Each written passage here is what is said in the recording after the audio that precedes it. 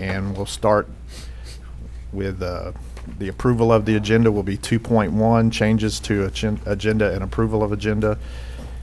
And of course, we'll have last Monday's meeting and this upcoming Monday's meeting together here.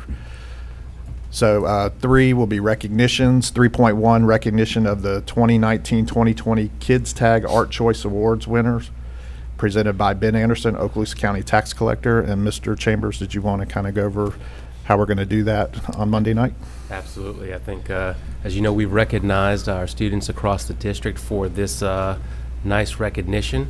Normally each year we have students from all the schools represented here, but because of where we are this year with COVID, those students will be recognized at their schools. However, there is a tax collector's award, a sheriff's award, and a superintendent's award, and we will be recognizing 3 students, Anna and Emily from Liza Jackson, and then Sophia from Florosa. So they'll be here on Monday with parents. So they'll come in one group at a time. We'll have the principal here as well, and as you know, Ben Anderson will be here, as well as Ms. Bruns. So it'll be a good celebration. Of course, these funds go towards supporting our art programs. So we are all very thankful for Mr. Anderson and Ms. Bruns and what they do, not only for this county, but for our school system as well. All right. And then we'll move to visitors. We have none at this time. No administrative personnel appointments, public comment. We'll know Monday night if we have phone calls or in-person public comment. And now we're at 7, committee and staff reports, and 7.1 is in-county travel paid for the period of August 27th through September 9th, 2020. And then 7.2, update to board members on schools. And Mr. Chambers. Yes, thank you. So I'm going to have Mr. Horton come up, and what we want to do is just continue to give you all information about where we are with enrollment numbers, kind of share with you where we are in the school numbers, as well as my school online numbers, and then also transition, like we've talked about before, just reminding the board and the public about the second 9 weeks where families can come back to the school, back to the schools. And today actually marks the day that we'll start advertising that. But Mr. Horton will talk more specifically about what that means over the next several weeks in terms of being prepared for the second 9 weeks and students who might want to come back to the schools. Thanks, Mr. Chambers. And board members, good morning. Just to give you an update on where we are right now with the My School Online program. 7,427 students in My School Online. I think we'll recall, I think the number did kind of peak at a little over 8,000 at one point in time at the beginning of the year. And some families have elected, on the whole, to come back into the buildings to get us down to that current number. Of that, just for your information, 1,233 military family members involved. And as Mr. Chambers said, we did ask that we have a kind of a deadline to hold the movement back into the school buildings back in mid-September before Hurricane Sally came. And so that has slowed, and we've been able to kind of make sure we have the resources and teaching positions in the right spots to handle the right teachers, the student numbers. What Mr. Chambers mentioned is we'll begin now notifying parents of the ability to transition their students back into the school building for the second 9 weeks. So just some dates, and we'll make sure we post these out and email them all properly. The October 9th would be a deadline for parents to notify us that they wish for their child to come back into the brick and mortar school. If they don't notify us by then our expectation would be that they would be remaining in the online program through the semester, which would be another opportunity to come back into the building. And so we'll start advertising that now. The schools will be collecting that information from the families as they call in. And then the period from October 9th, so that gives us, it's about 2.5, 3 weeks from now until October 9th, I think, and we'll provide all the information we can to families to help them make that decision. Once we hit October 9th, the second 9 weeks does not actually begin until November 2nd. So that the first 9 weeks ends on a Friday, October 30th. The second 9 weeks begins November 2nd. That gives us about 3 weeks to go through the process of analyzing who's coming back where, what courses they're taking, what grade levels they're in, and then working with HR, working with the union and making sure that we can staff appropriately back into the building if there are a large number of students coming back into our buildings. And so it will require us to transition, and we've actually done that in a couple of cases already, transition teachers back to the classroom where it's appropriate, so that we're not having to hire another teacher to temporarily handle the kids who are coming into the building. So we're doing those things. And one of the kind of the necessary components of that process that we saw play out the first couple of weeks is there are some situations where students are given a new teacher. If you have 10 students from an online class coming back into buildings, and then that class that's out there is now small enough to the point that it doesn't work to keep that teacher just teaching that number of students, then what we end up doing is, as an example, bringing that teacher back into the building and then working with the remaining students who are online to transition them to other online teachers.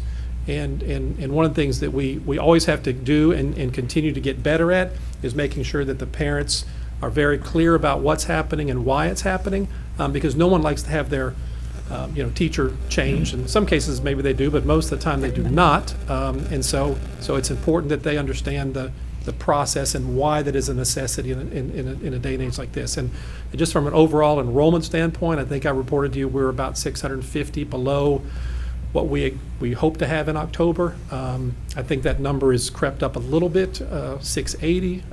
We're still kind of working through that process. I think the superintendent would report to you that is a phenomenon that is being experienced across the state. So Okaloosa is not singular in that at all. So that kind of gives you an update on numbers, deadlines, and timelines. And even on that note, we had a superintendent's meeting with all 67 districts that was called by the Department of Education, and the commissioner started the meeting off, and then other chancellors then spoke. And the whole point of the meeting was the shortfall right now in student enrollment across the state of Florida, and just everyone being mindful of what's occurring and what steps can you take. And of course, we've shared here before, one of the steps that we've already taken is just being very mindful of who we're hiring and being mindful of class size. But all of us would love to have our class sizes in the brick and mortar even smaller right now. But we also have to be mindful of teaching positions, mindful of our budgets as well. So I'm very grateful of the work that Ms. Scallon has done, that Steve has done working with principals in terms of teacher allocations. And but we're experiencing what the state is experiencing in terms of not necessarily meeting your FTE projections in the midst of this pandemic. And Mr. Chambers, and so what were they saying they attributed that to? I'm sure there's several variables, but what were the top ones? So I'll just give two examples. I would give three. So one, you have some families that have decided just to go straight to homeschool. Some families have decided to go to Florida virtual, and Steve can give some more specifics on how Florida virtual impacts us. But then kindergarten is another example where there's a large number of kindergarten students who are either doing one of those two things, or they might say, we'll start next year. I think in our county we're about 250 or so kindergarten students short than where we thought we would be. So those are just a few examples. Okay. Thank you. And that's out of about 2,450 expected kindergartners, so we still have a good number of them, but it's not as many as we thought. Steve, the 7,700 or however many that you quoted earlier, does that include the things that Marcus was talking about, the folks who have gone to other online alternatives or just homeschool period, or does that just reflect the My School numbers? These are just the My School numbers. Do we have what the other numbers are when Well, they're added in? We have enrollment numbers for Okaloosa Online, and Okaloosa Online is as it's been in the past, it's been an option for students, and there's a different funding mechanism for those students who choose Okaloosa Yeah. Online directly. Unfortunately, we don't have an absolute ability to see of our kids who maybe never were enrolled in our district, maybe moved in and decided to do Florida virtual, that we don't necessarily have that count. About the ones that were involved in our district, do we have an ability to count those? We can look at kids who have withdrawn, but it's not always the case that we can tell where they went.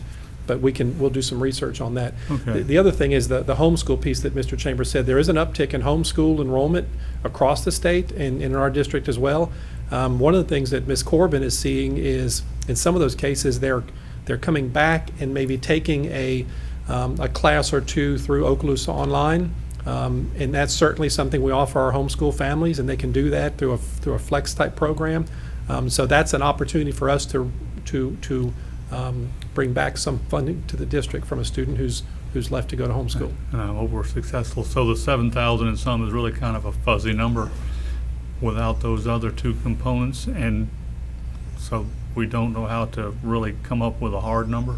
I'll do some research on that right now. These are the students that we know we'll be able to receive funding for based on the Innovative Learning Plan. And so then, if our projections were accurate, there's about 680 students out there that are not in My School Online and not in our brick and mortar. So they've done something else. And like Well- Mr. Chambers said, a majority of them have gone homeschool, Yeah. and some have gone to Florida virtual. So that gives us at least a ballpark figure at 7,000 or whatever our FTE number is, where the numbers are going to come up a little short, times 600 and something. And hopefully we will get the money out of the My School folks. How quickly, that's a little up in the air too, huh? Well, they have said, and I think at the superintendent's meeting, that they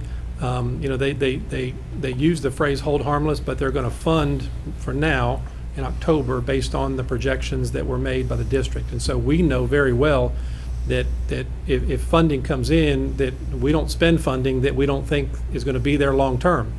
And so I think there have been discussions about February, and that's a second survey count. Right. And I think that at this point, the commissioner has indicated that they're wanting to work with districts and understand the process that's going on throughout the state. But I think Rita is the right person to be in that position, so that as the funding comes in, that we are still as prudent as we can possibly be with regard to expending things. Thanks. And, Mr. Bryan, Good. just a quick comment. I appreciate the conservative approach that you and the superintendent and Mrs. Scallon and the principals have taken in filling these positions that were projected to be there based on the original student enrollment.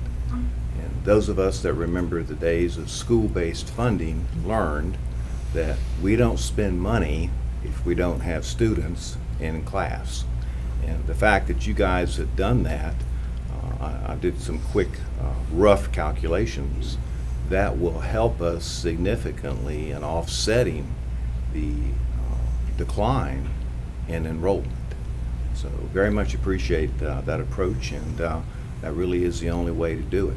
So Yes, sir. thank you. And I think, and you'll hear the word, because there's no sense on my part, I don't think, I'm not speaking for Ms. Scallon, that this district may have to return some money to Tallahassee, because that happens. That's right. But I think the question is, do we have some funds in reserve from this year's budget for specifically that purpose? And we also, board members, as you know, have an FTE reserve itself. It's almost Right. like the budget deficit and the budget debt at the federal level. You have a budget each year to work within.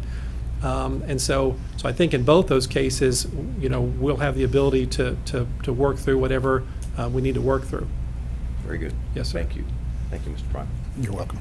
And I would just add that, having been one of those people who've worked both in the site-based and the district-based and the hybrid model of projections and funding, as I think Dr. White probably did too, I think one of the most difficult things to try to project out of all of those levels is kindergarten.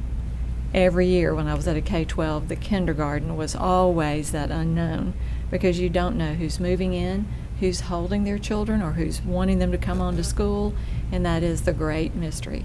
But again, I think you've done a great job. Thank you. But I think thank you, yes, ma'am. I think what you'll see is you won't see kindergarten classes in Okaloosa County at 11 and 12 students, because they were fully staffed with the expectation. So on the contrary, they're full. Kindergartens are pretty full across the district. That's how you do it. Mhm. I have a question Okay. about teachers. Yes, ma'am. Do we have teachers doing hybrid, so they're doing both?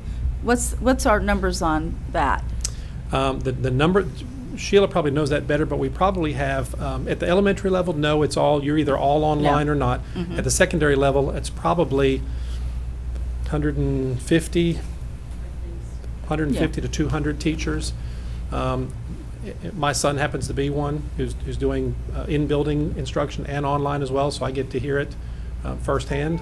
There are challenges involved in doing that. Yeah, so they do, how many classes are they in the building, and then do the? It depends. We work on numbers, so certainly if a teacher has 5 full periods in the building, Yeah. there may be a situation in which we've asked them to take on an online section outside. That automatically generates a 6th period yeah. for that teacher. And then we worked with the union on numbers of students, and knowing that the online model is a different model. We have an agreement on the number of, if you're fully online, how many students you would teach before you get to a 6th period pay. But inside the building, you might have a teacher teaching 3 periods in the building, and then teaching other kids outside, and it's not as easy to section those outside kids off. At that point, we look at the total number of students that the teacher's teaching, and when they exceed a certain number, then that's what would make them eligible for a 6th period. Okay, yeah, thank you. And I'll just say, yesterday I visited 3 schools, and at 2 schools, there were teachers who were doing the online from their classroom. They'd finished their day of instruction face-to-face, and they were still at their building from their classroom doing their online. And one of them said to me, I didn't ask, I was just saying appreciation to them. She said, now this was very difficult to get set up in the beginning, but she said, I think we're in a flow now, and I feel good. So that was encouraging to me to hear her say that.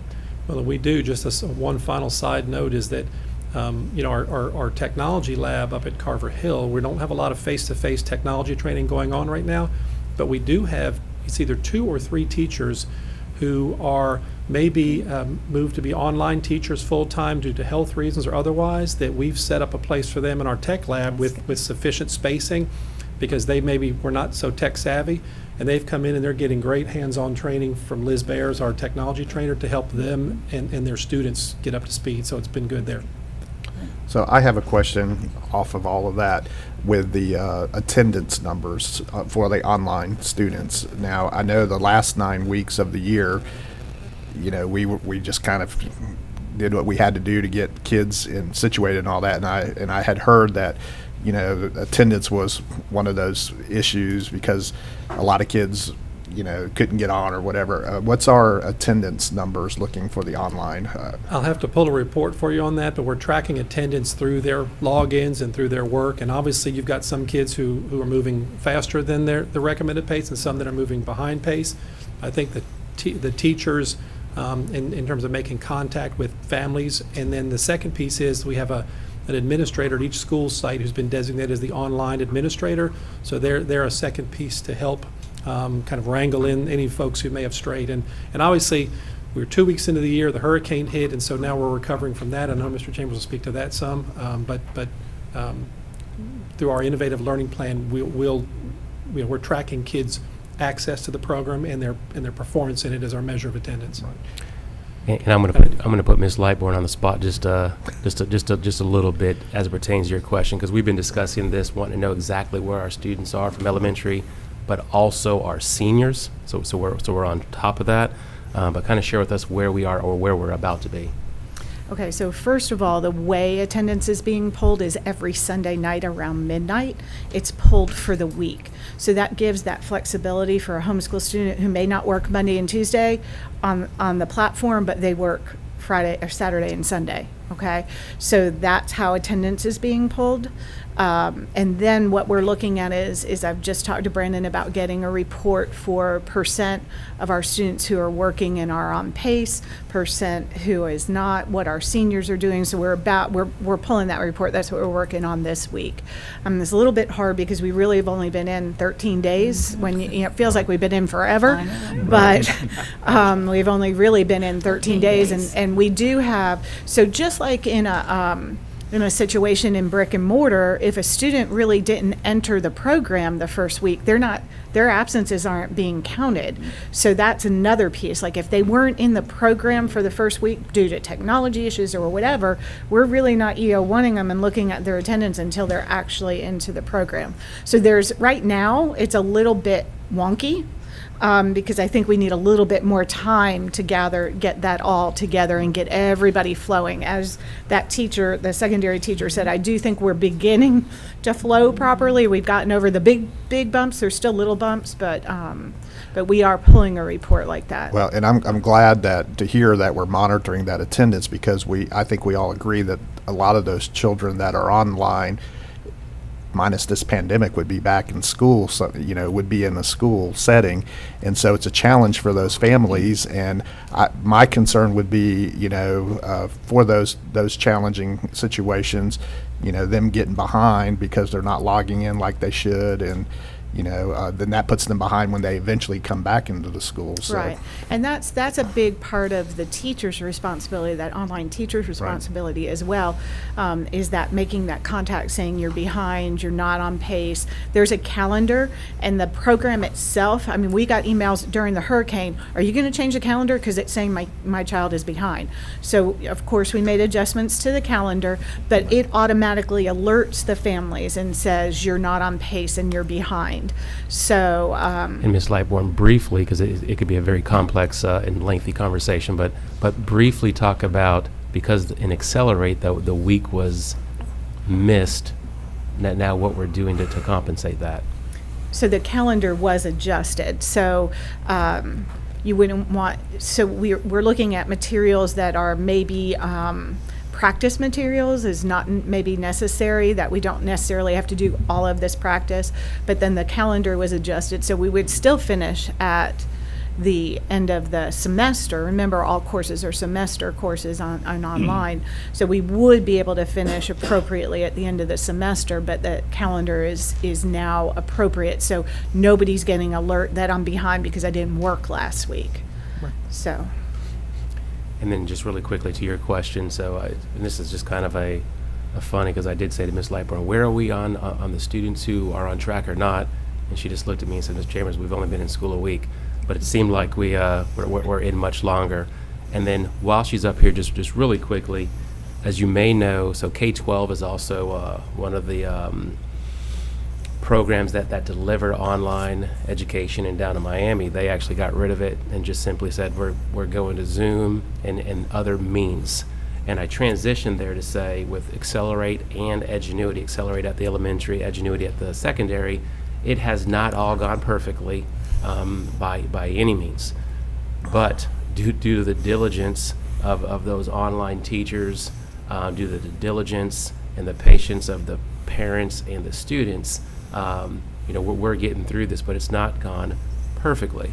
But I think Ms. Lightbourne would say, I think Ms. Appleberg might say it's slowly getting better. But there definitely are some challenges, and one of the things I'm proud of, like I shared with you before, is Ms. Lightbourne with the online teachers are meeting weekly to discuss. And it was neat to sit there and listen to one of the meetings, I'm not sure if it was 2 weeks ago or so, but listening to the teachers brainstorm the issue with each other and them helping to fix a situation. So I think without those weekly meetings, it could be even more interesting. But they're working together and getting through it, so I appreciate that. We met with secondary yesterday, and we meet with elementary today. We're also meeting, we've designated an online administrator for every school, so we're meeting with them, their first by themselves meetings today at 12:30, and then we'll have the elementary teachers after them today. So I have 3 Zooms coming up. Well, I believe that's encouraging also, that you're talking to the troops on the front line to get their perspective and encourage them to be problem solvers and, what can make it work for all. They've really been troopers, and we understand it's hard, and we've worked together as a team to fix their problems. We ask them for their concerns, they email them to us, we create an agenda, and then the chat gets quite lengthy after that, and we talk through those things. But the teachers have been great support for each other as well, so. Ms. Appleberg, welcome. Thank you. For those of you that don't know, I actually am teaching online. I came back full-time for the purposes of trying to keep numbers down in the classroom. So I do teach online 5th grade for Blue Water right now. Some of the things that we have, like Mr. Chambers was saying, it hasn't been perfect, but just like the teacher that told you the other day, I just said this yesterday to my husband, I feel like that we're starting to kind of get into the groove of things. I feel like the parents are starting to get into the groove of things, which is very big on the elementary side, because that relationship isn't just between you and the student right now. You're really having to partner up and team with that parent that's on the other side of that too. That's a major factor of that. So I think that we're all kind of getting into the groove. And I just want to say that those meetings that Sheila was just talking about, they have been probably the most helpful meetings that we could have, because it's nice to hear that you're not the only one that has these issues that are coming up, because sometimes you can kind of feel like an island on your own when you're teaching online, especially from home, because you're not there with your grade level and your group that you normally have. So it is great for us to be able to do that, and Sheila and her team have completely they've made it a lot easier. And when we come up with a problem or we issue a problem to them and say, we don't know what to do, how do we do this, they're pretty quick about trying to get back to us and trying to come up with some type of solution. So it really is a team effort that's happening right now. Do I think that some people are stressed out still over things? Of course. That's just that's our nature. As teachers, we want to give. We want to give everything that we possibly can, even if that parent's emailing you at 10 o'clock at night. You still, you feel like that you need to still answer them.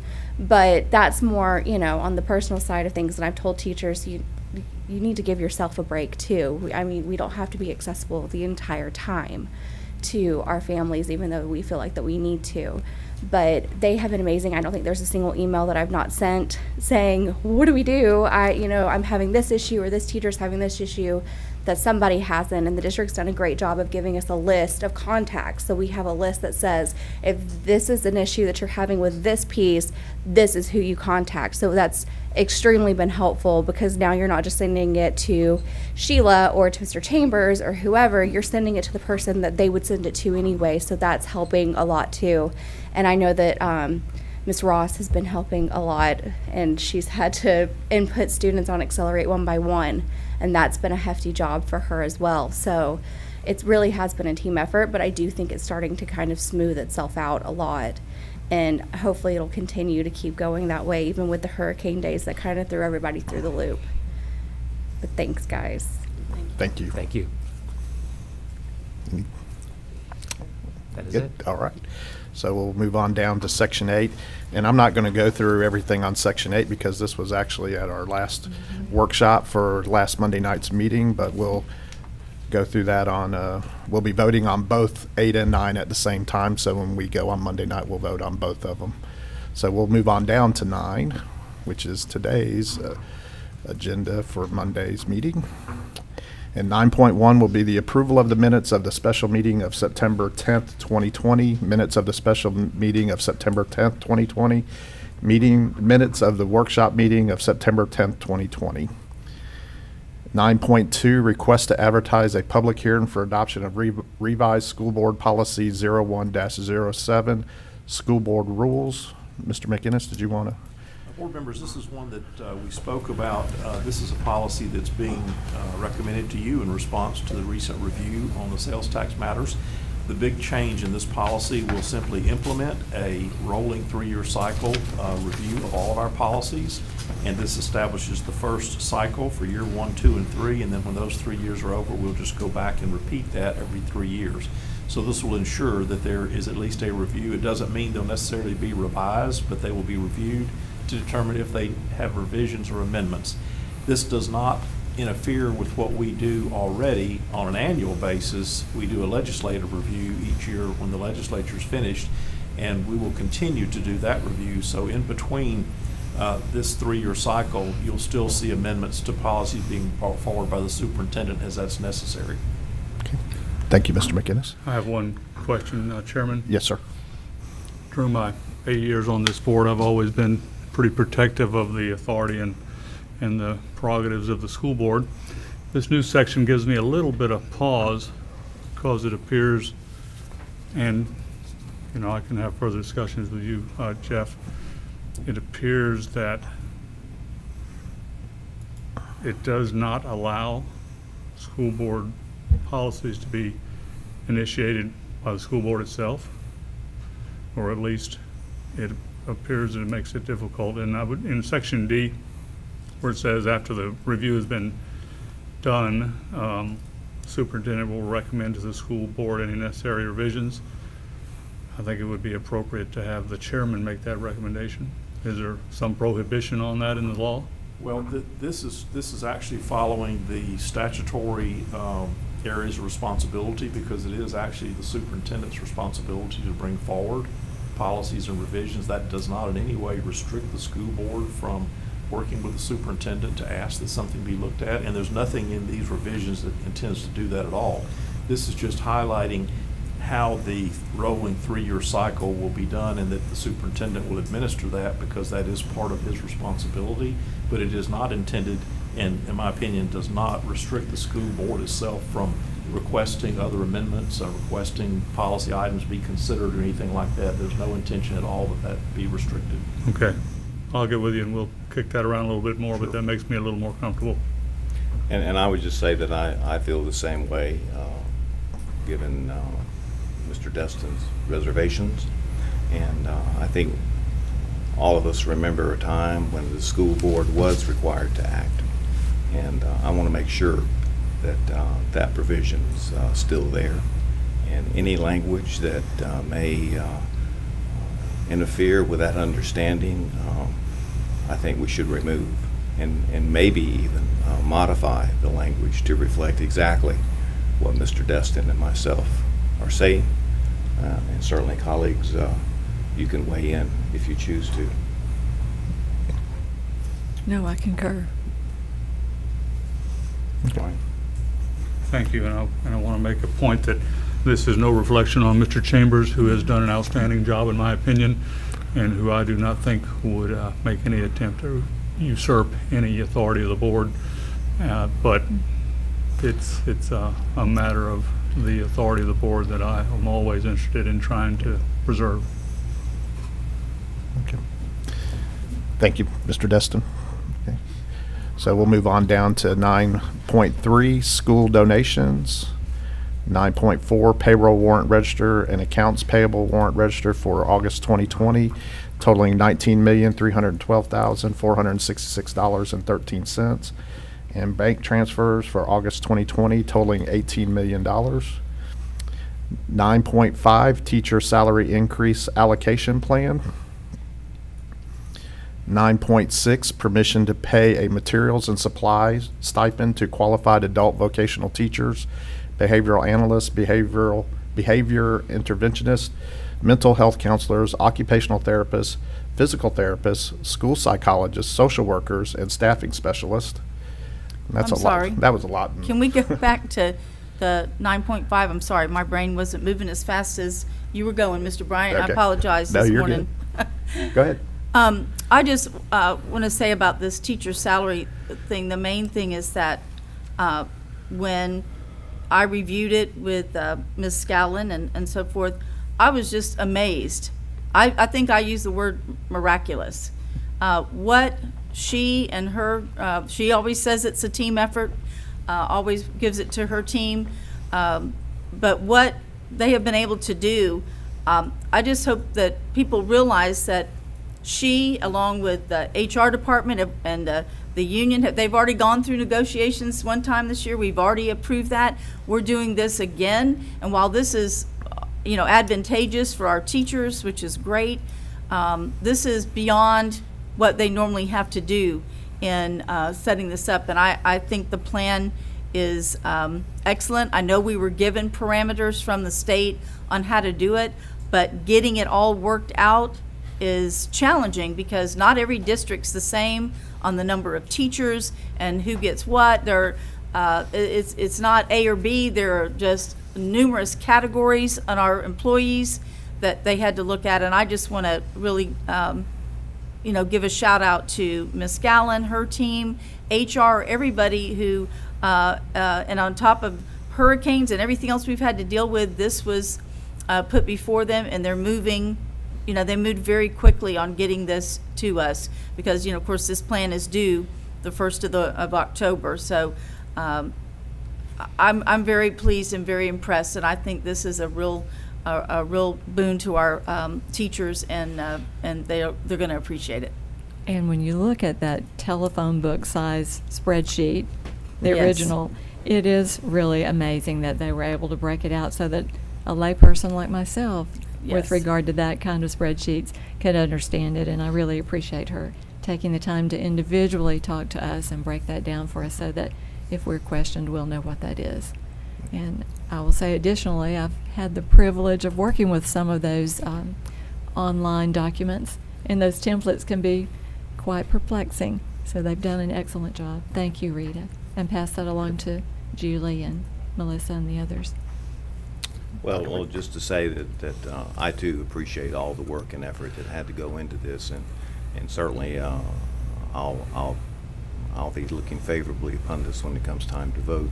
I guess the concern that I have is that we all are probably cognizant of, if I understood correctly, what Mrs. Scallon said yesterday in our discussion, that here again the legislature has given us a template or a bucket of rules, if you will, that we frankly are required to implement, and in some cases with very little discretion. And as folks see this, there might be some concerns about that, and I certainly want them to understand that this is what their legislature gave them, and the school board will act favorably, I think, on your recommendations. But also that, in fact, here again, there wasn't enough funding for us to do this in the way that it needed to be done. And I'll just tell you that I have some great concerns about that in two ways. Number one, that this allocation should again be funded by the legislature. And as a categorical, I guess. I have concerns about that given what I've seen happen in the past with the legislature and some of the categoricals they've made that they later canceled. And then the second part is the funds that the school board is required to kick in, if you will, to make all of this work. And that will be a recurring cost, is my understanding. And I just think that that needs to be said so that folks know that the funding for this mandate was not completely there, and so that we had to put in some extra dollars. And Dr. White, that's reminiscent of many other initiatives that they've given us, most recently the Guardian Program, the Safety and Security Act. All of those things were great and we're very appreciative, but it didn't come close to finishing all of our campuses and what the needs were there. Exactly. And people don't understand that. They look at us and go, well, you got all this money. Well, you need to look at the strings that were attached. Right. And if they pull it back, what happens? And like you, I have a long memory and have noticed that they've pulled back almost every one during my lifetime. Right. And I want to congratulate Rita and the team to have to go through this in the middle of the COVID crisis. It's amazing what they came up with. But it appears the legislature is fully in favor of retaining new teachers, which is a good thing. Right. However, it doesn't appear that they care much about the ones we have, because the difference in what they will get and what the new ones get is pretty dramatic. But as Dr. White said, that's not a decision that we made. That's made by the legislature. So we have to be thankful that they did what they did, but not real happy about the method that they do it, which is almost always the case. But as I say, this took the wisdom of Solomon trying to divide the baby, only worse. And the staff went through this and did the best they could, and I'm pretty impressed with what they did. Well, and I'll just concur with that thought, was that my comment is how equitable this was to those teachers that, I mean, as equitable as we can be. And I think our school district went above and beyond compared to what some other school districts are I probably agree. facing right now. So, Mr. Chambers, Lee, everybody involved, Rita, kudos to that. But I also asked the question too yesterday, you know, this year is great, but how do we move forward? You know, how's Tallahassee going to help us moving forward after this?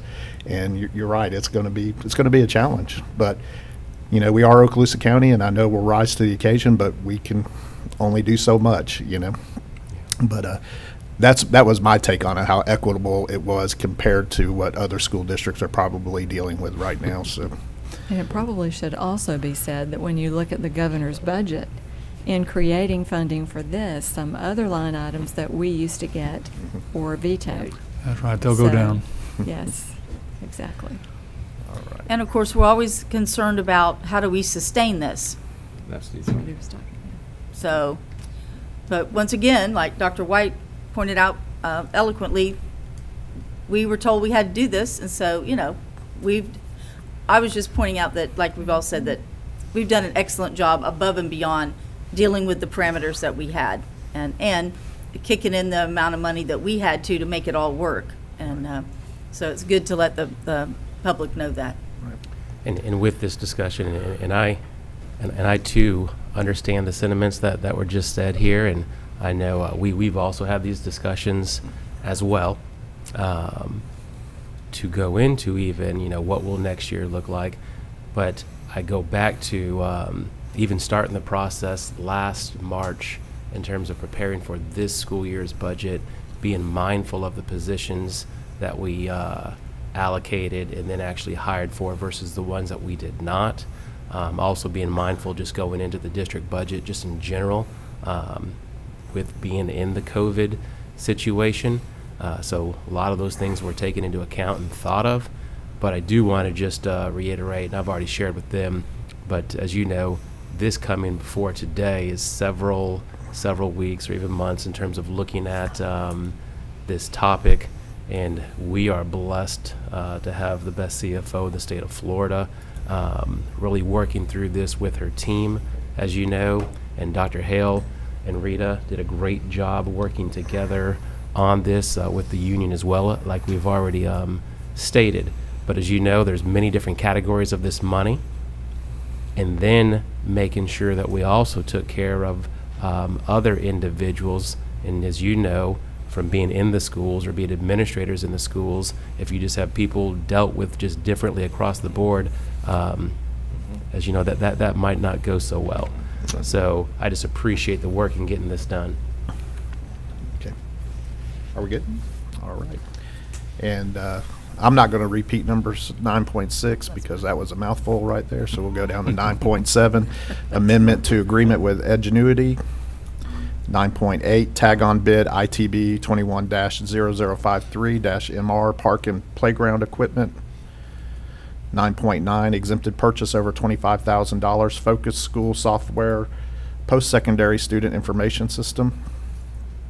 9.10, service agreement number 21-52, Northwest Florida State College AmeriCorps. 9.11, service agreement number 21-53 Brent Purcell. 9.12, Florida Safe Schools Assessment Tool District Best Practices.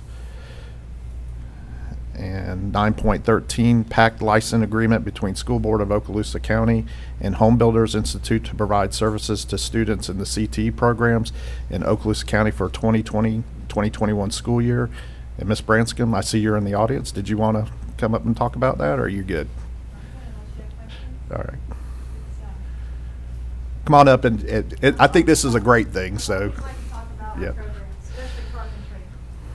This agreement will allow our teachers in our carpentry programs, and as you know, we have a new carpentry program at Choctawhatchee High School this year, as well as at Bruner Middle School. So our teachers will be administering certifications, and we have 5 certifications that our students can earn, and this curriculum allows us to follow their guidelines and their curriculum for our students to earn the certification. So we're really excited about the program. And 9.14 is an articulation agreement, and talking about provide clock hours for CTE industry. You want to? Yes, sir. talk about Kelly Hayes and I have been working together. We have an amazing EMR program and practical nursing program at Crestview High School. And those programs earn the EKG certification as well as EMR certification and the practical patient care technician certification. And so we wanted to work together to allow those students who earn those certifications to go to OTC with some clock hours, because they are getting some of the basic things and skills that they need in order to move into the practical nursing program. So we've worked that out with our students being able to come out of our programs out of high school and have these clock hours and not have to pay for those clock hours with those certifications. So, and on a side note with that, we also have students leaving. We just had a young lady leave with her EMR certification, and she joined the Army, and she was accepted into combat, to be a combat medic training because of the EMR certification. So these are just, you know, successes that we like to share. So we're pretty excited about that. So a lot of exciting things happening in our programs across all of our schools. Awesome. Thank you, Ms. Ms. Branscombe. Oh, I have a question, Ms. Branscombe. Yes, ma'am. And I'm putting you on the spot, but just in general, are you finding that we are, you said that this young lady's going in the Army, but are you finding that we are employing many of these students along the way locally? Are they kind of giving back to our communities? Well, we don't have a way to track that, unfortunately, because we can't track that to a certain Right. degree. But yes, we are finding that a lot of them are staying here. Matter of fact, we have a young lady that is a web programmer and digital design certified. She's actually working for Beast Code, and I know you've heard me talk about Beast Code quite a bit. She was interning with them this summer, and they've just offered her a position. So she's a senior in high school. She's not even out of school yet. She's Right. working for Beast Code. And we're working hard to make more partnerships like that with other community members, and getting more involved with getting our kids into those programs and internships. One of the problems we do find is internships are challenging, because if they're not 18 years old, Yeah. people don't want to hire them because of the liability issues. So we are working with the, in carpentry related, we are working with the Home Builders Association here locally to try to get some legislation passed to circumvent that, but that's a challenge. But yeah, we are, and matter of fact, last week before the hurricane, I was in some of the schools, and I asked the students why they decided to come to brick and mortar. Was this class the reason why you decided to come to school? And probably 95 to 98% of the kids raised their hand saying that their CTE class was the reason that they decided to go to school. So I was excited about that, because our CTE classes are pretty full, right, Mr. Horton? Yeah, So that's we're great. really excited about that. So Great, And, Thank you. and wait 1 second, and also to your question on the where they go work, which it might be a little bit more difficult to track that, but Ms. Branscombe might speak to you just really briefly, but she's done a great job. As you know, this past year we did the CTE Career Signing Day, so she did a great job of knowing whether they're going into a job or whether they're going to college to further their experience with CTE. yeah, we did. We did it for all of our seniors, and we did a video. We did the newspaper spread, and probably most of our kids that responded to this are planning on going to college. But they're taking their skills that they're learning in their CTE class and moving forward with that into a program, because they're finding their niche. They've decided they like this particular skill that they've learned, and they want to go a little bit further with it. So for the most part, the majority of the students that participated were going into either college or they were going into military service. Not a lot of them stated that they were going to go directly into the workforce, but Right. but they were using their skills to make that decision as to what their career path was going to be. And some of them might end up over with our technical college, right? They can do that. Yes, yeah. we are really working with Ms. Hayes to try to get more students involved, going from our high school programs over there, because it's just a natural flow, and they have great programs at the technical college, and we want to encourage them to do that. So we're working on more of those articulation agreements between us. Thank you. That's Any awesome. questions? And Ms. Hayes, I see you back there with Mr. Williams. Come on up real quick. I'm going to give you a few seconds to brag about OTC and capitalize. Thank you, April. It has been really great to be able to work with April to try to get these articulation agreements in place so that we can allow those students to take what they've learned at the high school level and transfer that to a different level. So just with this particular articulation agreement, so they come from the high school with the certification into our nursing program, LPN program, finish with us, they articulate to Northwest for the RN program. So we have that continuous flow. We want to be able to do that in other programs. IT would be an example of one of the flows that we can do there. Some of the programs don't quite transfer as easily, but we're doing everything we can to help our students, even down to scholarship and our Okaloosa County graduates when they come to OTC. So they don't have to pay anything to come to us. And I know you're very passionate about your I am, school. I am. I will tell you, just in my experiences going into OTC, and I try to tell people that that OTC is like our little hidden gem that we have for those students that might not Yes, know sir. where they want to go, and then Yes, they get sir. their hands into, some type of skill like that, and Yeah. then they just excel.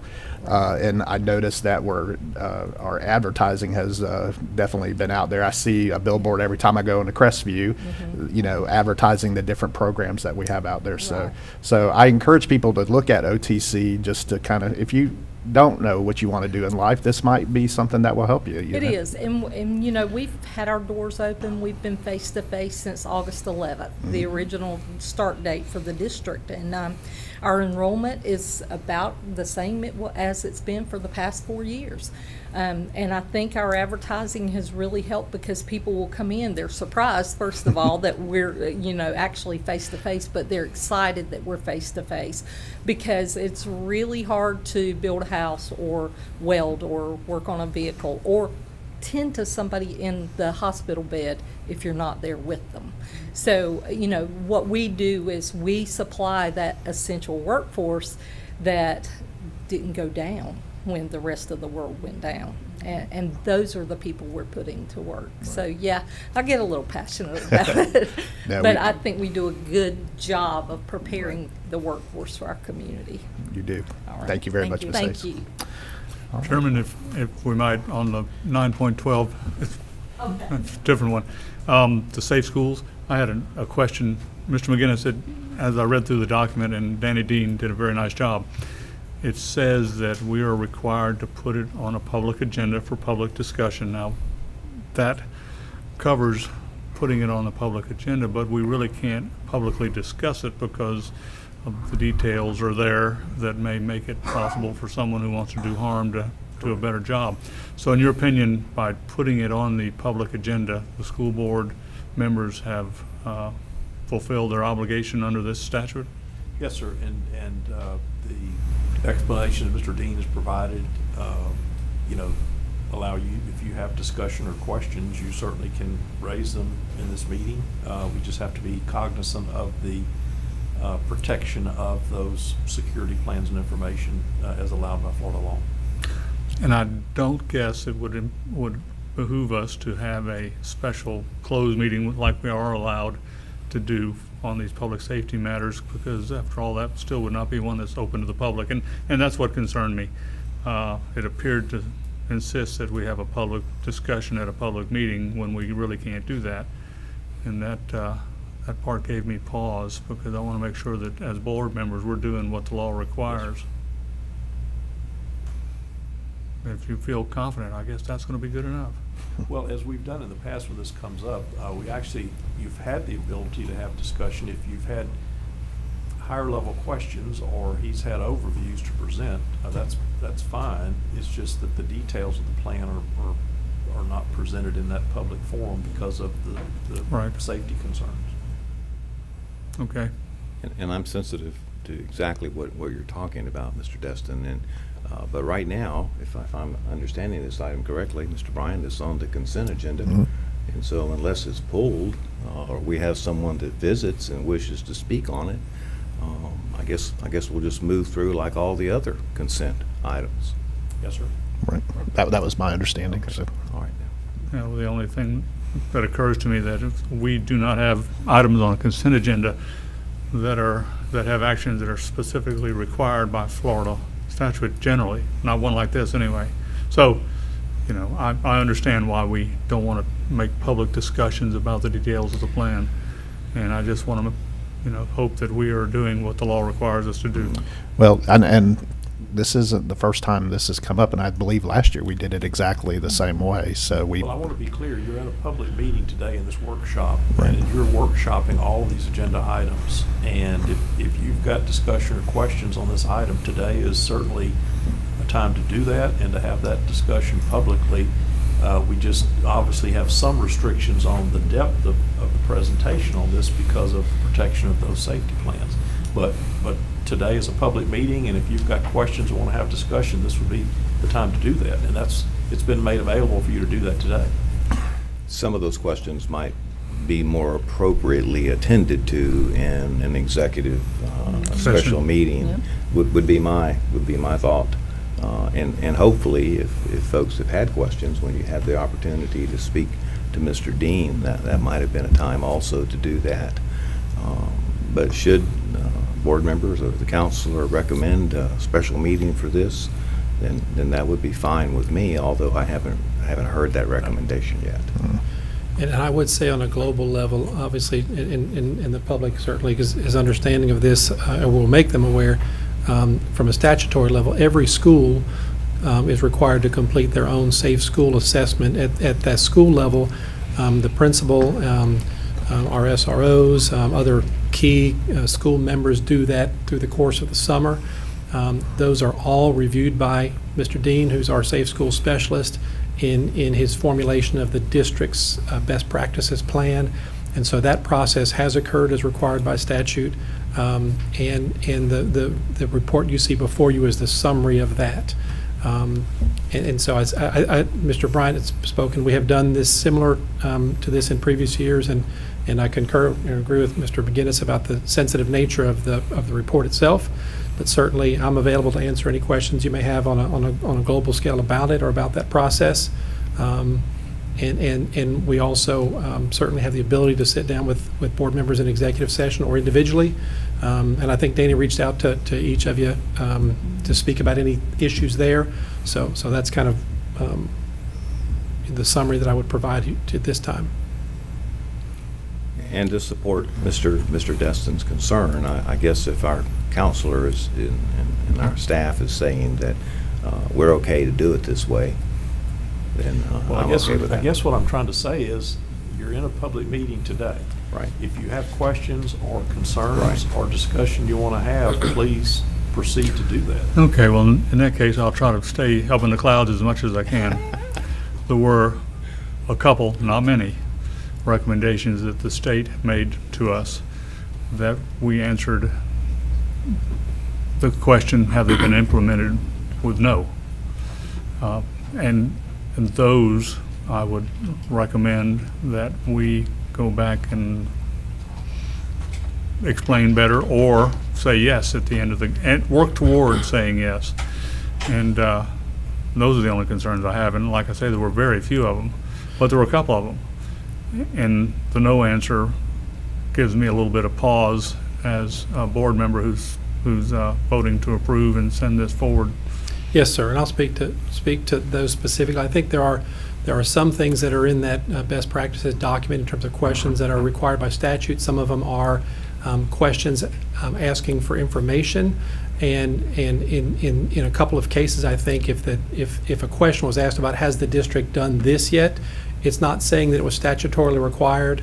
I think Mr. Dean shared with me that there were a couple of items in that best practice document that districts across the state were answering no to because that the districts haven't actually been given guidance on how to implement a certain piece. But I will specifically, between now and Monday, get some more information and get Mr. Dean to speak to those specifically.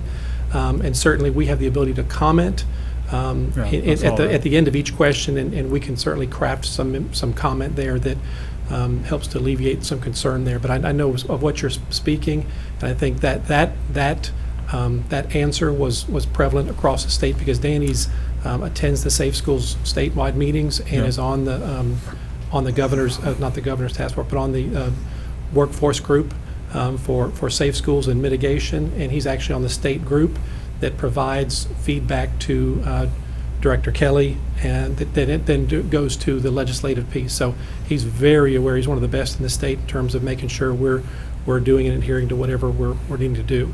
And we're usually a couple steps ahead as he goes to these state meetings. But specific to your question, I'll make sure we get either some additional language there or some more comments. That sounds wonderful, and he did do an excellent job. Yeah, he's very good, very good. So, Mr. Destin, on those questions, or on those concerns that you have about that document, would you be up to Mr. Dean giving you a call before Monday night?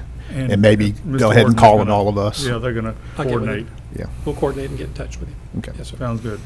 thank you. I have a question. If I'm understanding you correctly, you're saying that we are voting on something that the public basically can't see what we're voting on, only we can.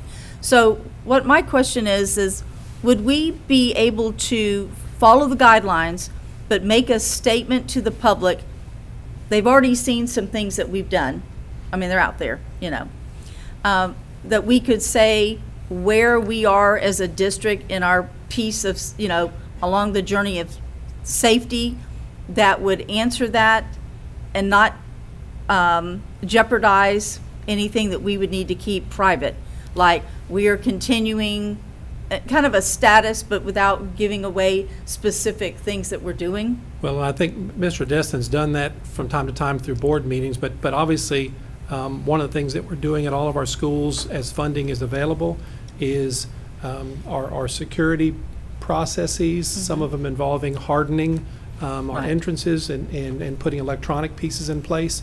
And so all of that is ongoing. I think actually at the next board meeting, we'll be bringing a pre-GMP for a next phase of school security because the capital budget was just approved Monday night. So that will continue that process. And again, with upwards of 40 sites, the funding has not been there to do all of them in year one, but we're continuing that process. And what I wouldn't want to do is say, because sometimes it's not necessarily visible. I wouldn't want to say which schools have X being done to them, which schools have Y being done to them. They've all had things being done to them. And certainly at an individual level, Mr. Dean and Dr. Smith, who handles the facility side of it, can sit down and go through what's been done at each school site. Well, like one point of entry, that's throughout, right? Well, we've put pieces in place that provide access control. Right. But I think there are even different levels of single point of entry and what that entails. Right. And so you'll visit schools and you'll determine, you'll have to buzz to get into a school. But there are other pieces in place that happen to make schools even more secure. Okay, thank you. So, Mr. Chairman, I do want to be sure if in response to Mr. Destin's question, if there are questions or discussions you want to have today, please feel free to have them. You're in the public meeting to do that. Board members? Well, the only thing is, and I might have misunderstood, but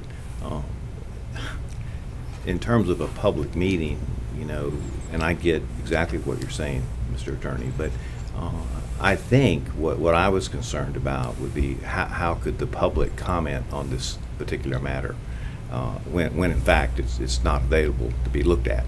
And I kind of understand what Ms. Evanchek's saying is maybe we just ought to say that this is something that cannot legally be shown, but it does kind of make it hard to have a public meeting with public comment on something that can't be seen.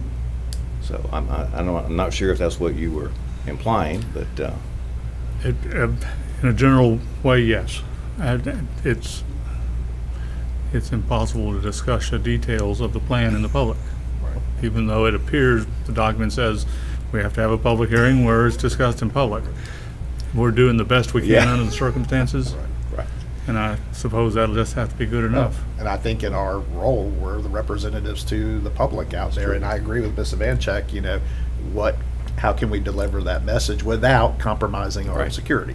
So, Yep, and- well, we have some questions, and Steve's gonna discuss them and make some appropriate modifications, hopefully. All right. Anything else? All right, so we'll move down to 9.15, agreement between the School Board of Okaloosa County and Embry-Riddle Aeronautical University for the 2020-2021 school year. And then 9.16, athletic trainer agreement between the School Board of Okaloosa County, Florida, and Baptist Hospital. And I do have a quick question about that. Baptist and Andrews, aren't they, is this, Yes, sir. they're together. Yes, sir. We're just going with Baptist is is, the umbrella organization. Okay. Andrews Institute is the one that is performing these services. okay. That's what I thought. I know recently we had Andrews, you know, it was Andrews who was doing it, That's so, right. Okay. So, just a couple Yes, of sir. questions that I think I know the answers to, but might serve as well. So this particular agreement was arrived at by the district and superintendent. I know it has your recommendation. But I'm wondering if we might have just a little bit of discussion about how this agreement came to be, and where we are with that. Absolutely, and so I think you might remember, it was probably last year, first semester, we decided in essence to bring who was going to deliver athletic services to our school district out for a, may not be using the correct word, but out for a competitive bid, so to Right. speak. Exactly. And we had two entities, one being the Baptist group, Andrews, and another entity here locally, who presented their case to us. We had a group of principals who sat and listened to the presentations. Would these be principals that might have athletic events on their campus? Absolutely, and to be even more specific, our high school principals, as well as our athletic representative from the district, as well, and Mrs. Lightbourne was also a part of that process. Listened to two presentations about athletic services, and at the end of the day, those reports were given to Ms. Lightbourne and then to myself, and then to make a decision on who would then be representing us. And this Baptist group, Andrews, was the one that was chosen after that process. Okay, so that kind of explains how we went about doing this, and my understanding is that this group has been providing these services, and had those services not been appropriate, or had those services in some way not been of the nature that we would ask for, then I'm assuming that we might have made some other kinds of decisions. So this is something that we've done before, and this is merely a continuation of that particular agreement. Is that right? Yes, sir. Okay. And I'll just point out that in several events that I've been to, football or basketball, I'm totally impressed with how Andrews, the trainers, are dealing with our student athletes out there, and it's incredible what they do. So, if you ever get a chance to be on the sideline of a game, you'll see them. They are taking care of our kids out there. So, And Mr. Bryan, I do have one last question. Mhm. And what's the cost of this agreement? For us, it is free, No cost. no cost. The consideration here is that they are allowed certain marketing opportunities on our campuses and in our facilities, but there's not a dollar payment to them. Okay, thank you. Thank you, Mr. Bryan. all right, thank you, sir. And Mr. Bryant, just on that, because we are discussing it, and we don't have to go into great depth, but within this this contract, so to speak, and Ms. Lightbourne may have to help me out, they actually upped some of their services from previous years, specifically to our middle schools. Am I saying that correctly? Okay. Very good. Okay, so we'll move on down to 9.17, application to become a Florida Post-Secondary Comprehensive Transition Program. And I'll just say about that, I think that's remarkable too, in that the service provided to uniquely abilitied students to provide them training to be able to get into the workforce. I think that's a great opportunity too. I want Ms. Hayes to come up and tell us. And Mr. Williams, yeah. Mr. Williams, you didn't think you were not going to be able to get on TV today, did you? So a few years ago, I saw and heard about this program for adult students, adults with unique abilities, and I kept getting more and more interested. It kept popping up. So last year before last, I had one of our teachers go to a conference about this, and I was like, okay, this is exciting. This is great for our community. Well, then when Mr. Williams came on board, he got really excited. So he has really taken this and run with it. So I'm going to let him talk about the details of this. And I'll certainly answer any questions, but essentially we're talking about unique ability students. We might know those in K-12 as students with intellectual disabilities. And now we're talking about post-secondary students with intellectual disabilities, and trying to move them into this program would be all-inclusive. Inclusion, the same way we look at K-12 inclusion, they want these students to have a traditional college experience. And so Okaloosa Technical College would like to provide them that, to include them in all of our CT offerings. It starts and begins the draft application, of course waiting for you all to approve us applying. The draft application puts them into 2 different programs right now in our building trades, and then into culinary, and looking at building a program for them to graduate from college, have certifications, and then be ready to enter the workforce fully trained, help our community, and have the dignity of work. Certainly something we're excited to do. It doesn't come with just, this is just a program that we want to just run with. Once we approve this, hopefully on Monday night, then we are eligible as a comprehensive program for the state of Florida for up to $1.8 million in grant money to start up the program and then enhance it over a 6-year period. So we're looking forward to doing that and having the best program in Okaloosa County, and then of course in the state. And having at one point in my life served on the board for Jobs for You, I know how important that is. So I really am appreciative of y'all doing that. Can you give me an example on the money, like just an example of how that would maybe initially be spent? What would you do differently with that funding that you can't offer at this time? So it's not, just to be clear, it has nothing to do with capital, because we're talking about inclusion, and what they want everything to go towards would essentially be personnel to Okay. support those students to be included in the regular college experience. So we're not talking about its own program. In fact, we don't want these students to be over here on the side. We want them to be in the Inclusion. mix. But to do that, and to do that successfully, we're going to have the right personnel and the right staff to support them, because our college is full, our programs are full. Our chef would love to have them in there, but he's got a full class of students. Okay, yeah. And to be able to give them that undivided attention, we're going to need to fund that separately. So we're really talking about that, what would be $300 per year over hopefully a 6-year period would go towards funding mentors, funding basically like a job coach for them to not only be in the classroom, in the labs, and then also in the year 3 being out in the workforce and basically being like a job coach at their new job site. Would Job you be able to transition. provide transportation for these students? That's certainly Because many something- of them might not be able to. Yes, absolutely. To drive? That's certainly something that, as we go to write the budget for the grant, of course, we don't want to get ahead of ourselves, but Right. that is where we're headed. Okay. And then talking with a team to say, what is it we're going to need to do to provide the best experience for those students? And certainly transportation is something that we've spitballed and said, we know we're going to have to get them there, whether it's to get out and see the jobs that they could have, as well as in year 3 and then beyond, to actually get them to work, you know. How many students are we looking at probably initially? Initially, it's going to start with 10, and then have a cohort Going, growing yeah. over, that 6 years of building up. I think it's At exciting. this time, that Very is, exciting. when we go to write the actual program, we're certainly taking a lot of direction from the State Center, which is out of UCF. And I was really looking forward to, back when I got to see this and going into the summer, going on the road and seeing wonderful programs across Right. our state that have started. And of course, that's sidelined right now.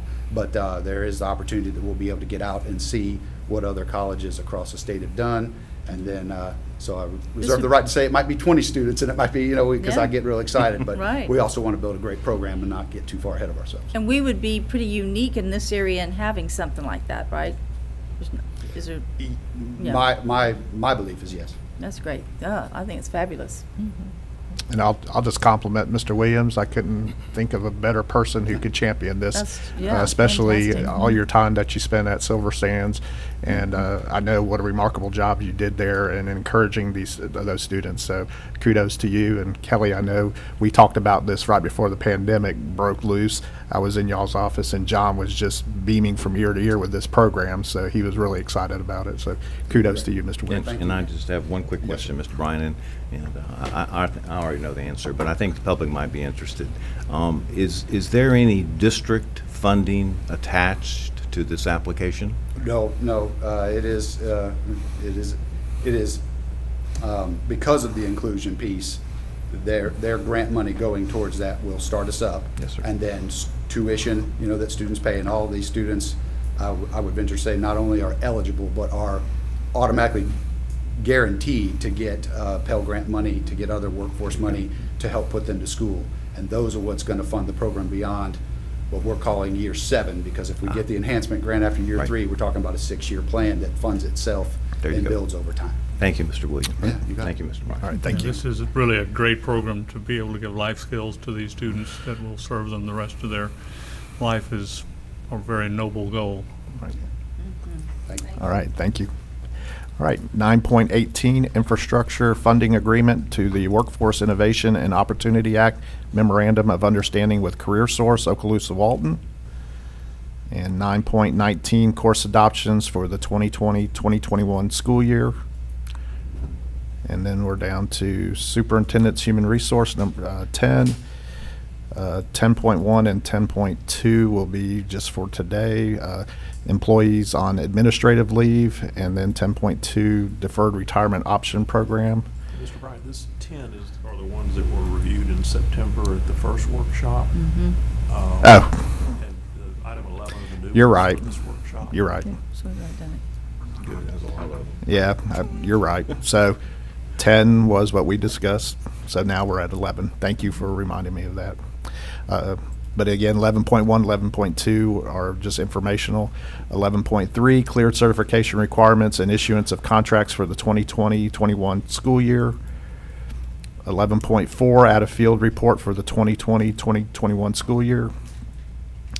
11.5, employment separations. 11.6, personnel recommendations. And 11.7, employee transfers. And section 12 will be discussion agenda if there's any items that are moved from consent. And 13 is construction program owners representatives business, and Mr. Destin. Thank you, Chairman. Our Monday meeting was put off because of the hurricane, but Dr. Smith has reported to me that we did not have any major damage to the schools, with the exception of a leak that's developed over Rita's head. But it's already well on the way to have that one repaired, and if we don't get it in a timely fashion, we're looking for volunteers to hold an umbrella over her, because we don't want her to leave any earlier than she's going to leave.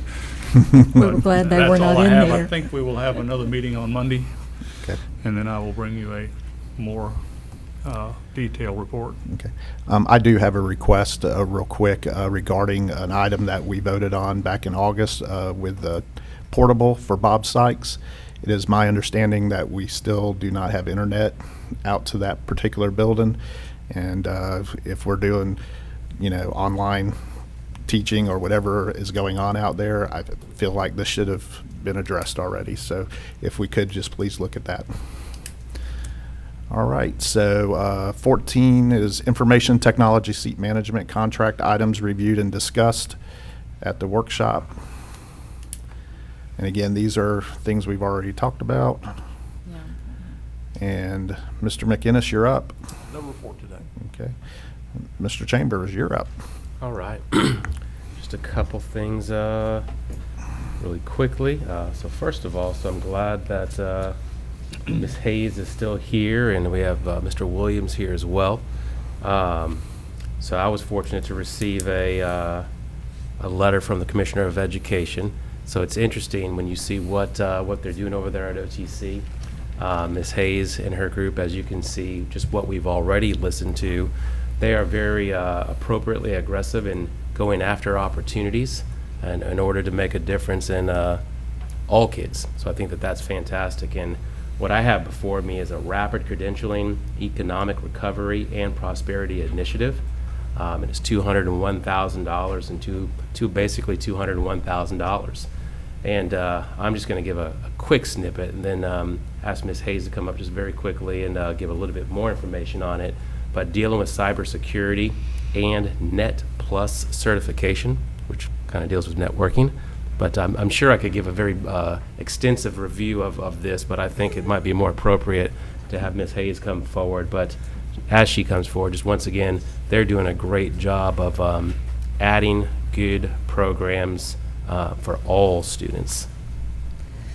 So this rapid credentialing grant was out of the state's CARES Act money that was to go to post-secondary education. What they challenged us with is to get people back into the workforce, like I talked about a little while ago, us training the essential workforce, to get those people back into the workforce as quickly as possible. So what we decided to do with the grant money was to go the IT route, because we kept getting that feedback from our advisory committee members that we need these people with these certifications to come to work. We know that we're heavy IT in this area, with military, with all the contractors, everything from school districts to banks to hospitals to whatever has the IT. So with a part of the grant, we scholarshiped every student in tech support and cybersecurity this year for their tuition, lab fees, every 100% registration fee, everything. But they had to sign a commitment to complete the program in order for that to be completely satisfied.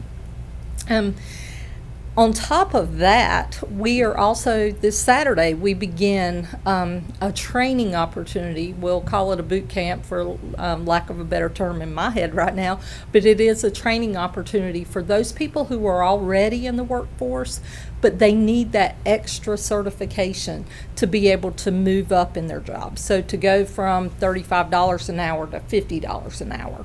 So we're starting that boot camp this Saturday. It'll be for 6 weeks. Again, 100% scholarship. It's a $2,000 event for each of those students. 100% scholarship as long as they complete the program and actually take the certification test. So we're doing that to try to get these people into the workforce, but also to try to help people begin to build the prosperity, as the continuation of that grant says. So, you know, this was our chance to be able to help the workforce. We had to match at, we had to add another $50,000 to match it, the 201 that we got, and we're ready and going forward. Can I say something real fast too? I just want all of you to know, and I know all of you are familiar with SAC accreditation. We actually have to do a separate accreditation to run a technical college, and that is Council on Occupational Education. This is our 5th year. We have to do that this year. So October 5th through the 9th, we'll be doing a virtual accreditation. We've already had to start the process of taking pictures, doing video to put out to the people who are the accreditation team. So y'all just keep us in mind that week. It's going to be a little bit different for us. All right. Okay. Thank you, Ms. Hayes. Thank you. And then also 2 other items. So I know we all get emails, especially as it pertains to whether there's a positive case, whether there's a contact. And just, I know that you all know, just remind the public, if we have a student or an employee that tests positive, there is an automatic 10-day isolation. And if within that time, through contact tracing, and I will say, as you remember, you all were fantastic in helping us implement the 3 contact tracers that we went above and beyond to have here in Okaloosa County, that was trained by the Department of Health here locally. So because of that, you know, we've been able to do a very good job contact tracing. But if it's determined that you're a contact, then you are going to be out 14 days. Now, that's not a school board policy. That's not a superintendent policy. That is a CDC. I know we call it a recommendation, but The entire 67 districts in the state of Florida are going by that. So if you're a contact, you're going to be out 14 days, and if you are a positive, you're going to be out 10 days. And just once again, that's not something that we in Okaloosa County just came up with. It's CDC, it's state required. It's also the Department of Health understands that this is what is occurring. And some people ask about why a contact would be out longer than the isolation, and I'm not an expert, but my understanding of the way it's been explained to me is that any time, once you're a contact over those 14 days, you could end up becoming a positive contact. So the 14 is a scientific number that others can explain much better than I can, but we didn't arbitrarily choose these numbers of 10 and 14. It's CDC state recommendations of what we do that the other 66 districts, and us being the 67th, follow. Any questions there?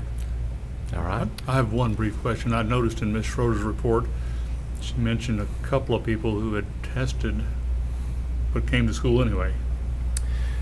How do we police that, or can we? So we've sent out, through our COVID Chronicles, we've sent out information that, if you test, if there's a concern why you've tested, stay home. If you're symptomatic, stay home. If you're a contact, stay home. So we've put that out there. That's one of the things that just kind of came out here yesterday. So we'll be reinforcing that and getting that back out again. I just hope that was an oversight, and but if you have a symptom, stay home. If you're taking a test for a concern, stay home. If you're a contact, stay home. And obviously, if you're positive, stay home. And this is for the safety of everybody. And then the last piece I just want to address is have Mr. Horton just come up really quickly and give a brief update on the hurricane and the impact of the school district. And Mr. Superintendent and fellow board members, as you know, I am on the FSBIT board, and we do have an emergency meeting here in about 5 minutes. So, and we have to vote on something, and they want to make sure they have a quorum. So, Dr. Kelly, in a few minutes, I'm going to pass the gavel over to you if you can finish up the meeting, and I'm just going to excuse myself. So. Yes, sir, and I'll be brief. And Mr. Destin got a bit of an update to you from Dr. Smith. Overall, facility-wise, we fared well through the storm, probably certainly better than our neighbors to the west of us, and so we're blessed for that. I think at one point we had up to maybe 10 schools that were without power, or at least without one phase of power. So I want to really give our thanks to Gulf Power. We worked directly with Bernard Johnson and get him some information on schools that were in need, and certainly in that first sense, we knew we were going to be out of school for a few days. We wanted to make sure that Gulf Power was able to get out in the communities and in the homes and get some of that repaired, but they were really good in helping us get back up to power. And certainly when power's out, AC's out, kitchen freezers are out, so there are a lot of components that kind of start to cascade. So it was important, and we're very grateful that we were able to get our power restored quickly. We did have, as Mr. Destin said, some minor roof damage at Lowry, so we're working on that. Generally speaking, again, a lot of leaks popped up in places where roofs need to be replaced, and so we're handling those. Ceiling tiles get wet and come down to the floor. The principals and some of the staffs did a great job getting out to the schools when they could safely do so Thursday and Friday, and I came across many principals who were blowing off their walkways and sidewalks to help support the custodial staff and the maintenance workers who were out there again helping out. I would send a special shout out to Mr. Sanders and Mr. Brock up at Davidson. That's typically our first shelter operation to open, and we were kind of on pins and needles for a few days. It did not end up opening as a shelter, but we did receive contact from the county, and they asked us to open it up for some first responders who were working in both Okaloosa and Santa Rosa County. So Mr. Sanders opened up, and we had cots out in the gym for 30 to 35 workers who did very well. Mr. Sanders said they cleaned up after themselves, so not only were they doing a great job in the community, but at the site as well. And so they spent the night there for a couple of nights helping to support that, so we appreciate that as well. I don't, again, anticipate any other than the repair of the roof at Bay Area office in the wing that's occupied by finance. Haven't seen any large items come before me yet that would involve a significant amount of funding, and certainly where Russ Frakes and insurance, we always would work through those folks in all cases to see if that would be covered. But right now, we're back to kind of working on the things that need to be done in the schools. Thank you. Anything else, Mr. Superintendent? And then just adding, as you know, throughout the storm, it takes a whole lot of communication. So many different entities are a part of that communication. And Patrick Maddox, the county's safety person, he did a great job of really communicating, and he stayed in contact with me as well. And I also want to say that our school resource officers, they actually went out early and looked at our schools, even before we did. So we appreciate that. Sheriff Ashley was giving us updates, especially as the rivers were rising. So we appreciate that as well. So one thing for me, at least in this role, going through this for the first time, there's a whole lot of communication with a whole lot of different entities within the county in order to get through this, and I appreciate that. And then Mr. Horton on the really the operations guy of doing a lot of that communication was outstanding in communicating with each of the myself and our senior staff and the principals throughout this process was great. So I appreciate it. Anything else? That is it. All right. And as you can see, I'm back. I just got a call that they had to cancel that particular meeting until another time. So that was nice. I didn't have to go onto a Zoom meeting there. So we'll start with school board members' business, and I'll start with the Honorable Dr. White today. Right. Thank you, Mr. Chairman. Just to say, Superintendent, I very much appreciate you and Mrs. Schroeder and for all the work that you guys are doing in a very, very difficult situation. And I appreciated Mr. Destin's question about what do we do if our child has been tested for COVID. And I think I understand the answer was they stay at home. Yes, sir. And what about employees? What if they are tested for COVID? Do we have a recommendation for them as well? Absolutely. Employee, student, anybody who's going to be coming to a school, if they are tested for concerns, if they're tested for a concern, they should stay at home.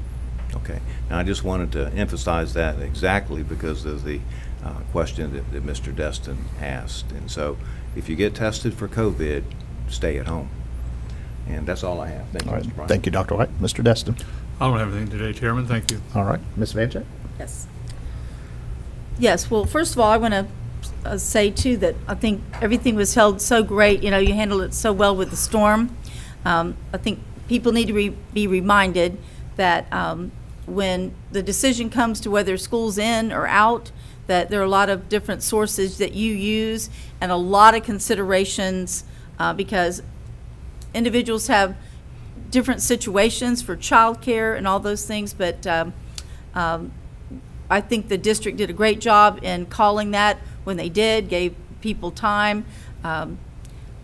Seems like no matter which way you call that, there's going to be criticism. You're calling it too soon, you're calling it too late, whatever. But, this storm was very unpredictable.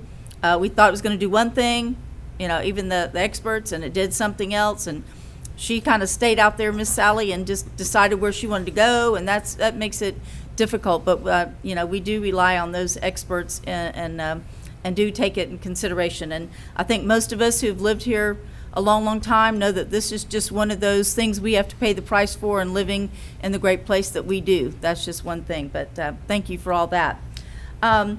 In all of that, it looks like all our schools now are out playing football. And one thing about it, whether you're a sports fan or not, it is a piece of normalcy in our public schools to have those students out there playing.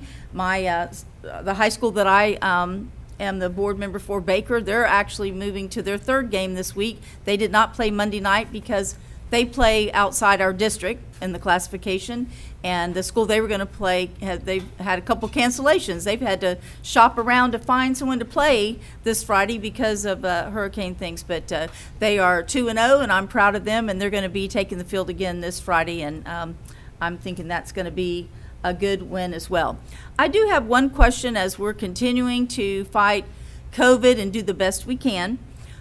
It's been asked of me about looking again at the situation with, we have, make sure I'm clear now, correct me, we have mandated masks on buses, correct? So just wondering if we have backed up on any of that. I've been asked by citizens if we're mandating on the bus, but yet you're coming in the school where it's highly recommended. How is that really effective, I think is what the question is. And I was just wondering if we've considered that. Have you thought anything about that, or maybe loosening that requirement on buses, or are we finding that's a good thing? Real quick, before you answer that, I want to follow up with a question on top of that. Sure. How many, and if you can, how many issues have we had with students having COVID on the buses, that might have been traced back to Right. being on the bus? So, first part of the question, as you know, there are some school buses that may have students 2 to a seat, potentially could even have students 3 to a seat. So with students in such close proximity, very much believe that those masks are necessary. So we have not discussed at this point in time changing that at this point in time. And then as it pertains to your question, Mr. Bryant, now, of course, off the top of the head, I know of one situation that we had with a school bus where there was a positive case, where there were contacts. Now, not positive case because they were on the school bus. Right. But someone was a positive, and therefore then contact tracing did occur, and a school bus was impacted. Right. And that's why I asked the question, just because, that it does happen with the buses, so. Yes, sir. And I'd just like to interject, and I know we all know this because we ultimately voted on this policy.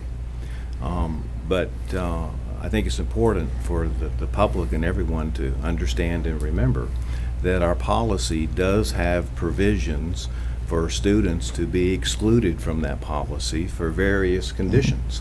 And so. And that would I mean, include the school bus too, if I'm not mistaken. Absolutely. And so it might be that a member of the public might have seen a child not wearing a mask, but yet at the same time not know that that child meets the criteria from being excluded from that. That's a good So, point, Dr. White. Yeah. It's important to remember that while we say it's a mandate, that there still are exceptions, and those were included in our policy. Right. Sir. Right, that's right. Okay. And just finally want to, just really pat everybody on the back, especially those in the classrooms and online teaching.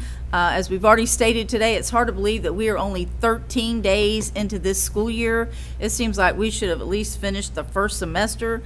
And so the hurricane, one thing, anytime you stop and start, it's not the best for students and education, but we don't have any control over that. But one thing that I know about the teachers and the staff here in Okaloosa is they pull through, and they're going to do it for their students. And I just want to encourage them to hang in there, that we do appreciate them. We are aware of what they're going through, and I hope now that things really do get that momentum going, and I think ultimately we're going to be fine, and our students are going to do well. Thank you. And Dr. Kelly. Well, I'll just reiterate that of the 3 schools I was in this week, things were rolling along well, and they did the complete protocol when I got there, buzzed in, took my temperature, the whole thing. So it seems to be working as we had planned, so I was very appreciative of that. And thank you to the principals who invited me and who were so welcoming to me in their 13th day or whatever of instructional provisions for the day. So had a very good week with them. And lastly, I'd just like to say that, this time every year we would normally be recognizing our Cox heroes. Well, those students have been acknowledged and recognized at their schools with certificates that were sent that way.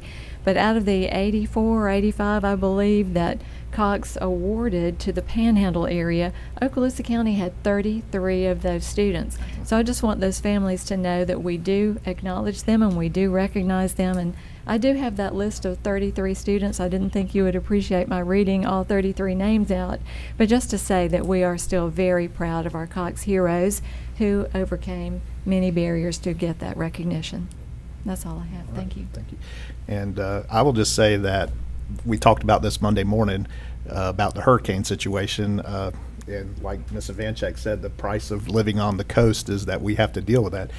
You know, honestly, that was kind of one of the most normal things for 2020 for us is dealing with a hurricane. And honestly, it was probably a good break for the school district during that time.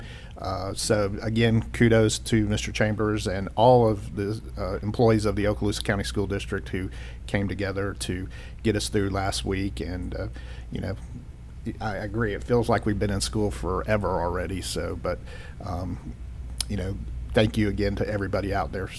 So we'll go around the room. Patrick, I'll start with you. Dr. Hale, Ms. Scallon, Jordan, Ms. Lightboard, Mr. Horton. All right, we're adjourned.